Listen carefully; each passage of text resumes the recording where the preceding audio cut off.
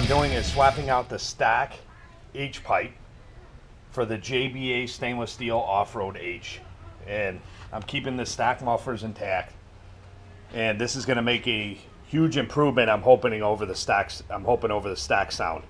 So you guys heard a little example of the stack exhaust on my other video, the Bullitt overview. But what I'm going to do here is I'm going to set the camera up in the garage here, and I'm going to fire up the car in this exact spot, and I'm going to leave the camera here, and the car is not going to move from this position, because every video I've ever watched, they show you before and after, but the scenarios change all the time. Different positioning, inside, outside, totally different day. So I'm leaving the camera here. I'm going to fire this thing up real quick so you can hear it, and then I'm going to leave the camera in the same spot, like I said, fired up again so you can hear the next sample.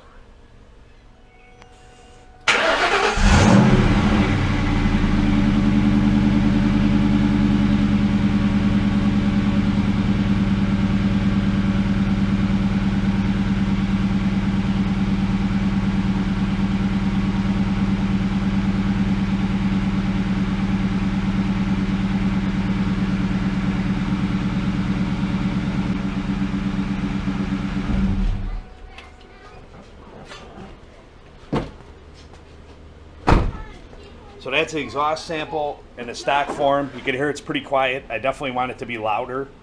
And I do have a little slight miss at idle, erratic miss. And I'm thinking it might be the O2 sensors. Justin Johnson keyed me and said he tried a bunch of different things on his Bullitt, or I think it was his brother's Mach 1 or something.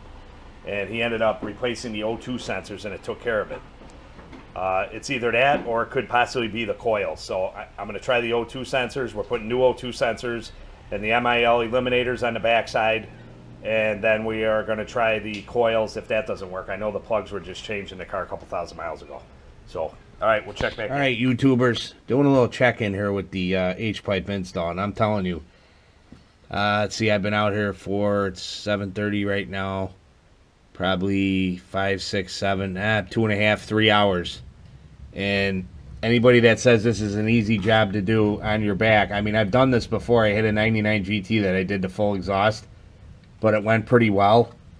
This thing, I snapped a 1/2-inch universal joint and a 3/8 universal joint. I had 2 1/2-inch impact wrenches and a 1/2-inch breaker bar to break the original nuts that attached to the exhaust manifold. It was absolutely insane how much pressure I was putting on them. Luckily, the studs didn't break, and I got them finally. So we did the O2 sensor swap up front. These, then in the back here, I got the MIL eliminators that I got in the back there. You can see they're plugged in, and those things come with tabs that don't line up, and you got to cut the things off. I don't understand that. If they're selling them and they know they're that way, why don't they just make them so they plug right in? You got to cut the tabs off. So the bolts were a pain. The MIL eliminators, you got to trim the tabs off. And then these are the standard bolts they give you for the back setup. And I got longer bolts, a 1/4 inch longer, and they ain't even close to making up. They're actually like the pipes. These are the JBAs too, which are pretty good price. They go for $260 for those 2 little pipes there. And obviously their joint here that they make up here is, and I was like pulling on the tailpipe, pulling on the head pipe to get it to make up. And you see the distance I got here, even with a C-grip on it, I'm too short. So now I can't finish it tonight because it's too late to get bolts. So tomorrow I'm going to have to go and get longer bolts and draw up each side carefully and then tighten everything up. And then I got to cinch up the O2 sensors in the rears, which will be shut down, but I got to cinch them up so they're not hanging and hitting the exhaust pipe and burn up. I'm going to have to like zip tie them to the bottom of the frame somewhere. There's some holes up in the frame. So, yeah, definitely not an easy task. Definitely a pain in the butt being on your back. And I couldn't film a lot of this because some of the words that I was using I can't have on my YouTube channel. So, but just checking in here. So tomorrow we're going to grab bolts, cinch this thing up, get this thing started, and then show you the final product sound, which I'm hoping that this job was worth it. I wanted to have, you know, the pride of doing the job myself. I was going to bring it in and let them do it on a lift, because if you have a lift, it's just way easier. But I wanted to do it myself, and it was a pain in the butt, but hopefully the end result is worth it. So check back in tomorrow. All right, YouTubers, Rich here from 2RC Productions, and I was talking to you about the project, the H-pipe project, the JBA H-pipe off-road pipe for the Bullitt. And it was a project, I'm going to tell you. I'm not going to lie to you. I did this back in, my 99 GT, like I said. That was back in 05, and I didn't have the problems getting the bolts off like this one.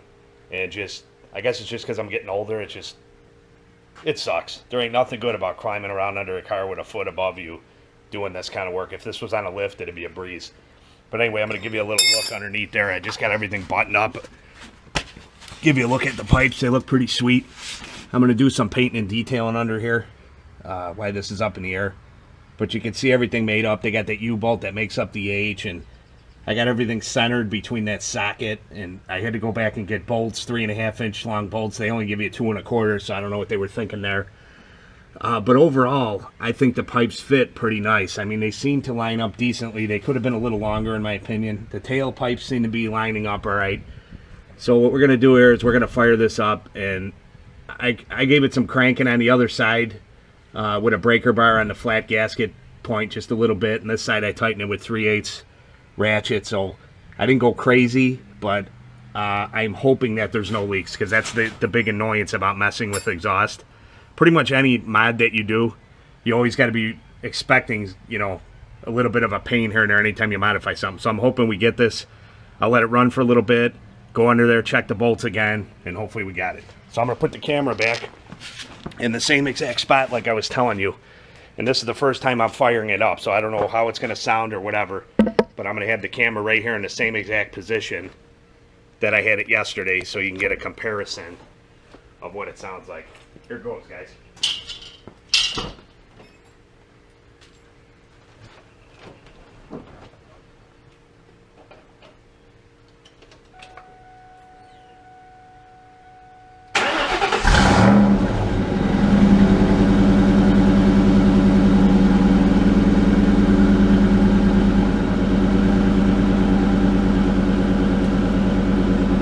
Definitely a lot louder right off the get-go. Probably going to start smoking a little bit because of the new pipes, but you could definitely tell that rumble of the idle. Now I got the brand new O2 sensors in there. I'm going to let this thing idle down a little bit, and I'm hoping that maybe that takes care of some of the rough idle I was getting. Otherwise I'm going to order the MSD coils for this thing. I'm going to walk around the car real quick, see if I hear any leaks. If not, I'll let it run for a few minutes there, and then I'll give you a little revving.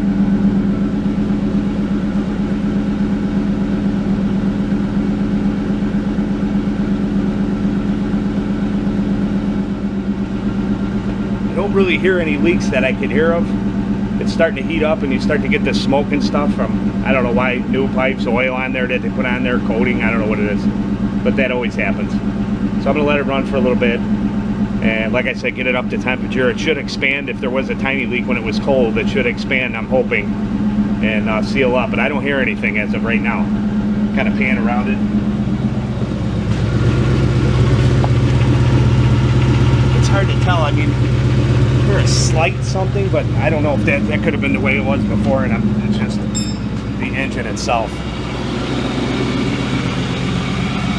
It's hard to tell. Yeah, I hear something. I think I might have a little one on the passenger side. Go surprise. And I did crank it with a breaker bar too. I might have to do a little bit more on it. So I'm going to shut it down and try to take a little bit more on it. It sounds really nice out the back. It's way louder, and I just revved it a little bit, and it's like way louder. So I'm going to leave the camera back here for a second. I'm going to give it a couple cracks after I get this down and cleaned up. It's been raining, but it's kind of dry now. I might take it down the street and do a little film. Give me a couple revs from the side view here.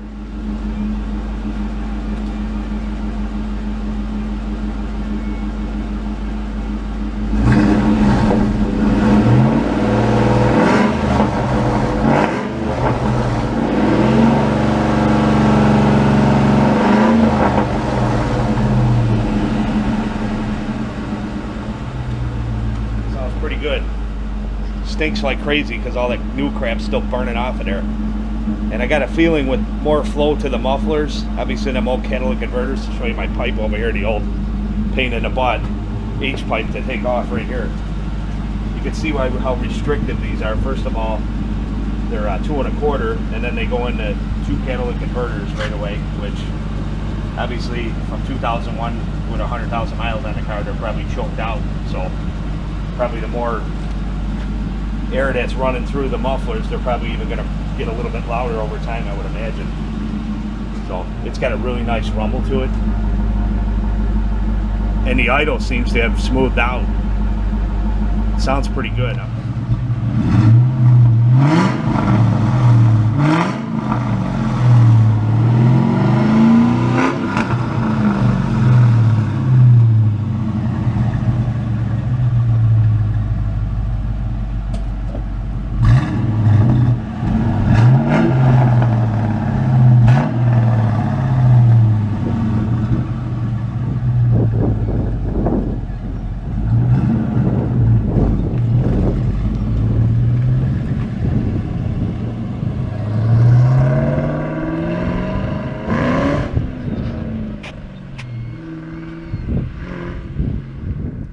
Alright, YouTubers, Rich here, 2RC Productions here, and I just wanted to touch base with you guys a little bit on the Bullitt exhaust. I have the garage back together now. The cruiser is back on the other side, all cleaned up, as clean as my garage can get. My garage is a disaster, and it's all put back together, and I kind of wanted to give you guys my thoughts on this. Well, one is that I think it sounds absolutely incredible for the fact that this has stock mufflers on it still. I mean, it's just amazing how good it sounds, and the fact that these cars came with these mufflers stock that were manufactured. The Bullitts came with these mufflers that were manufactured by Arvin, which is a huge company. They've been around for years and years and years. I looked up some history on them, and they've been into everything, but they specialize in exhaust for many years. So Ford contracted them out to do the mufflers on this car. And I wanted to leave the mufflers intact because of the, uniqueness of them, and, obviously to keep some of the originality. If I go put Flowmasters or anything else on it, then it sounds like every other Mustang. It has an original sound, and I absolutely love the sound of the mufflers. It was a absolute pain in the butt to put these on, like I said. You watch, they have, the American Muscle guy and the late model restoration guy, and they're like, yeah, boom, boom, boom, and they put on, a 3/8 drive little impact on, or they take a little 3/8 ratchet and they pop the bolts loose and snap it off, and they probably had it completely loose and ready to go before they started the video. But those bolts were locked on there, like I said. So putting it all back together, I didn't use the JBA gasket. I ordered the Ford gasket. I waited for that to come, the metal gasket, like the original equipment, hoping that it would not have any leaks. I remember I had the same problem with my 99 back in 05. I never was able to totally get that leak out of the passenger side. In fact, I took it in, and the guy snapped the stud off on the one side, and it always leaked a little bit while I had it. And this one is doing the same thing.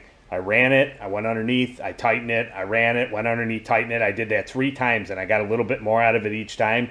And each time I was cringing because the last thing I want to do is snap one of the studs off in the exhaust manifold, laying on my back in the garage. So I ran it for a while. It still does have a slight leak on the passenger side. Not real noticeable, but enough to annoy me. So I am not going to live with it, but I'm not tearing it apart again and taking it all down in my garage. I'm going to take it to my guy. There's a guy that I have work on stuff for me that if it's too extensive for me or something that I don't want to mess with, I bring it to him. He was a 20-year Ford mechanic, and the guy's phenomenal, and he knows Mustangs like the back of his hand, and as well as many other cars. So what I'm going to do, since the major work is done, is I'm just going to bring it to him one day, have him pop it up in a lift, drop that side, and see if he can fix it. And what I should have done, and I don't know why I didn't, was I should have got some Formagas, some Permatex Forma gasket for high heat, and I should have just loaded up both sides of that gasket and then crunched it together. But for some reason, I had high hopes that the Ford gasket would work. But I am very, very happy with the sound. I took it for a little drive. It's a crummy day today. It was kind of raining. You can see there's some spots on the car, and I do not drive the car in the rain, so I was a little agitated, and I went out and it started raining on me again. But I had to try it, and like I said, it sounds absolutely phenomenal. We have a little sample video of the exhaust of me driving down the street, Richie filming me. So hopefully that gives you enough a sample, and there will be more. We'll work this out some more and do some more samples of it. After I get the leak completely ironed out and it's not leaking at all, I'll do another sample. But I love it. I'm extremely happy with the sound just by putting an off-road H on there. I was looking at the old H pipe and looking at the converters with they got the mash in there and everything, and I'm like, it's no wonder that this car was so quiet in its stock form.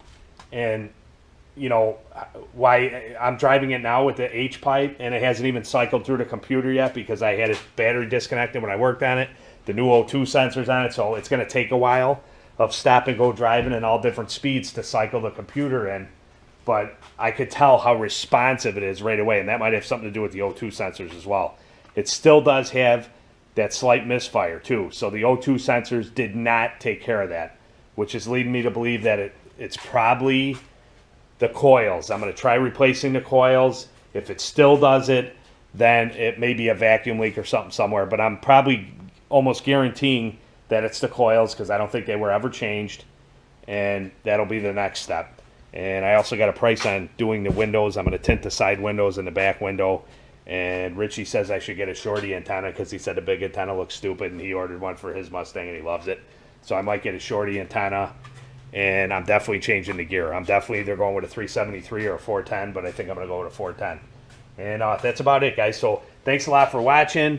I've been very, very busy with not only this, with working on the PT Cruiser, because we sold Megan's truck and she's taking over that for a little while, and then she's getting something new, and I'm also working on Ryan's room. I'm remodeling his room right now, and then I had to work on the Bullitt to get the exhaust on and get this out of the other side of the garage. So it's been real crazy, and then with work and kid stuff and everything else. So I haven't been posting many videos. In fact, I missed a couple weeks, but I'll get back into the routine as the material comes forth. So thanks again for watching, guys. Please don't forget to rate and subscribe as always, and till next time, thanks for watching.